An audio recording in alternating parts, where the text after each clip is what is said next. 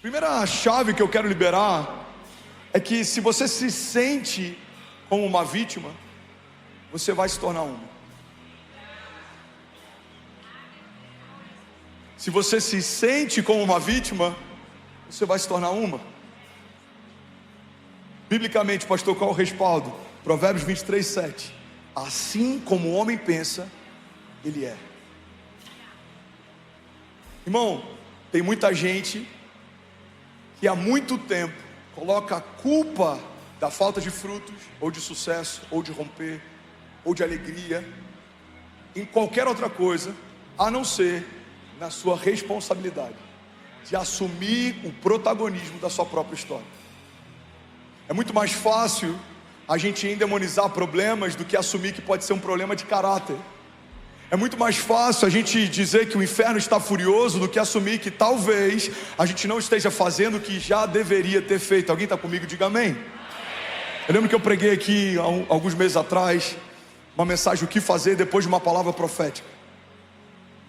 Eu falei que quando recebemos de Deus uma palavra, Deus está nos dando uma direção. Quando ouvimos de Deus a segunda vez a mesma palavra, Deus está nos dando uma confirmação. Mas se você já ouviu de Deus 4 ou 5 vezes a mesma palavra, é porque provavelmente você já deveria estar vivendo o que você ainda está ouvindo. Cara, Deus me ama tanto. Por quê? Tem 10 anos que Ele me fala a mesma promessa. Que demais, né? Não, irmão. Ele está te relembrando algo que Ele já comunicou, mas porque você ainda não se posicionou, é só uma promessa. Promessas falam a respeito de um tempo futuro, mas esse futuro precisa um dia chegar. Tem muita gente que não está vivendo as promessas que já deveria estar vivendo, porque não assume o protagonismo da sua própria história. Sabe, a religião, ela tornou pejorativo alguns termos que na verdade são extremamente importantes para romper. Um deles é intencionalidade. Por muito tempo eu acreditava que ser intencional era algo ruim. Vamos te ver, linda. Ser intencional significa ser alguém que maquina coisas, alguém que tem estratégia demais. Então quando alguém usava o termo intencionalidade, eu já fechava o meu coração. Quando na verdade ser intencional significa fazer com intenção o que se faz. Quando ofertamos debaixo de um princípio de honra, como a pastora Lola ministrou, estamos sendo intencionais. Por que você não pega o que sobrou do teu dinheiro e joga numa sacola? Por que a gente pega com temor e entrega com zelo? Porque intencionalmente estamos ofertando ao Senhor. Por que a gente não vem de qualquer jeito só para servir numa escala? Porque alguém colocou o nosso nome, a gente tem que vir. Porque entendemos que quando servimos, não servimos para receber, nós servimos porque já recebemos. Intencionalmente eu vim honrar ao Deus da minha salvação, o Deus que me tirou de um lugar e me trouxe para um outro lugar. Um Deus que me transportou do império das trevas para o reino do seu Filho amado.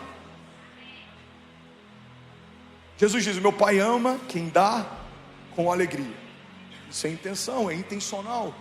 Todas as vezes que fizerem isso, façam em memória de mim. Intencionalidade.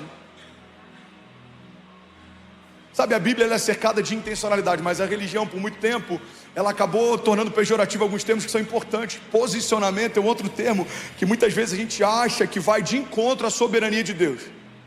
Não, se Deus quiser vai acontecer.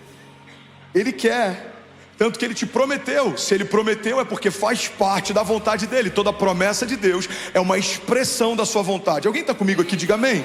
Quando Deus faz uma promessa, Ele está expressando qual é a sua vontade, qual é o seu intuito. A palavra de Deus diz: Ele não é homem para que minta, nem filho do homem para que se arrependa. Acaso Deus prometeria algo que não tem o intuito de cumprir? Então se Deus te prometeu algo, a vontade dEle é cumprir. Então a gente tem que parar de ficar nesse lugar de se Deus quiser vai acontecer. Não, irmão, Ele quer, tanto que Ele te prometeu. Agora você precisa estar no lugar que Deus te chamou para estar, para que Deus possa cumprir o que Deus disse que vai cumprir. Alguém comigo aqui? Diga amém. Tem uma frase do Erwin McManus que eu amo. Ele diz que Quando nós estamos fora da vontade de Deus, estamos em perigo. Mas quando estamos vivendo a vontade de Deus, nos tornamos perigosos. É para esse lugar que a igreja foi chamada. É por isso que toda revolução política e social que não tem princípios ligados ao cristianismo, a primeira coisa que tenta fazer é abafar a voz, a autoridade, a autonomia, o governo, o poder da igreja. Por quê? Porque quando estamos vivendo a vontade de Deus, irmão, nos tornamos perigosos. Governos foram destituídos, reinos começaram e cessaram, revoluções sociais iniciaram e pararam, mas a igreja de Jesus continua poderosa, gloriosa, triunfante, avançando. Nada parou a igreja. Quando estamos vivendo a vontade de Deus, nos tornamos perigosos. Mas a gente pode ver alguns fenômenos sociológicos, por exemplo, em algumas nações, que a igreja se fundiu com o Estado. Em alguns lugares em que o Estado tem controle até sobre o sermão que os pastores e líderes religiosos vão ministrar nos seus cultos. Em todos esses lugares a igreja não é mais perigosa, ela se tornou insossa. Irmão, guarda isso aqui em nome de Jesus. O nosso posicionamento, a nossa intencionalidade é o que vai definir que tipo de história vamos construir com Deus. Porque a vontade de Deus sempre vai ser curar o enfermo, libertar o cativo, vai ser alcançar todos os povos, mas nós precisamos assumir o protagonismo na construção da nossa história. Não, isso não fere a soberania de Deus, porque quando Deus te deu liberdade para sonhar, e você está alinhado com os sonhos de Deus, o que você sonha para si, é o que Deus já sonhou para você. João diz, se vocês permanecerem em mim, as minhas palavras permanecerem em vós, me pedirão o que quiserem e lhes será concedido. Deus está dizendo, se você continuar conectado ao meu coração e as minhas palavras continuarem sendo o centro da tua história, o que você vai me pedir já é o que eu quero te dar. Então pode me pedir o que quiser e lhe será concedido. Alguém comigo aqui, pelo amor de Deus, diga amém. Aleluia. Aleluia. Já falei sobre isso várias vezes, mas vai ser novo para alguém. A palavra concordância, a etimologia dela, a origem vem de concordes, corações alinhados, batendo no mesmo ritmo. Quando eu concordo com a vontade de Deus, o meu coração passa a bater no mesmo ritmo que o dele. Discordância vem de discordes, corações desalinhados. É quando o meu coração está batendo no ritmo e o coração de Deus está batendo em outra. Um bom conselho aqui, entre parênteses, é melhor bater o teu coração no ritmo do coração de Deus do que diferente do ritmo dele. Por quê? Porque tudo que existe está cadenciado a partir do coração de Deus. Toda a natureza, toda a criação, toda a glória, céus e terra, tudo isso está conectado ao coração de Deus. Quando a minha agenda se conecta a dele, quando o meu coração se conecta ao dele, as coisas começam a acontecer, as pessoas não entendem o porquê. Irmão, me explica essa aceleração, me explica esse romper. Irmão, nos conectamos com o tempo de Deus, com a vontade de Deus, com a agenda de Deus. As coisas que aconteceriam em 10 anos começam a acontecer em um ano, porque estamos debaixo de um tempo de aceleração. Deus disse, se alguém estiver disponível eu farei, e nós dissemos, Pai, eis-me aqui, usa-me a mim, faz o que o Senhor quiser.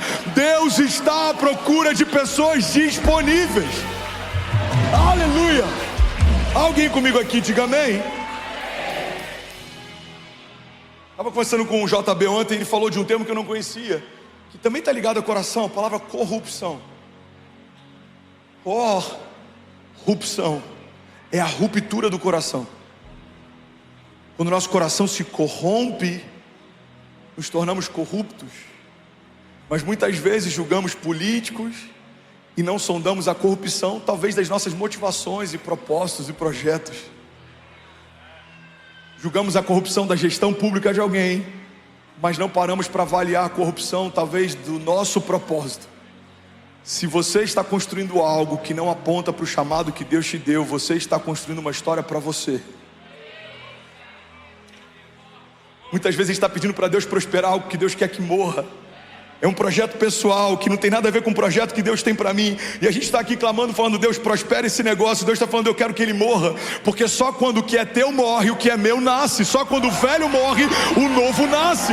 Você precisa abrir mão da tua vontade para viver a vontade de Deus. Aleluia. Tudo bom? Você acabou de assistir uma mensagem aqui do nosso canal. Eu tenho certeza que ela te edificou e que ela vai gerar algo novo em você. E a gente separou mais 2 vídeos. Eu quero deixar essas indicações aqui para você continuar queimando com Jesus. E eu quero muito te fazer um pedido também. Se essa mensagem te edificou, comenta aqui embaixo, segue o canal, me ajuda a compartilhar para que mais pessoas sejam tocadas também. Deus te abençoe.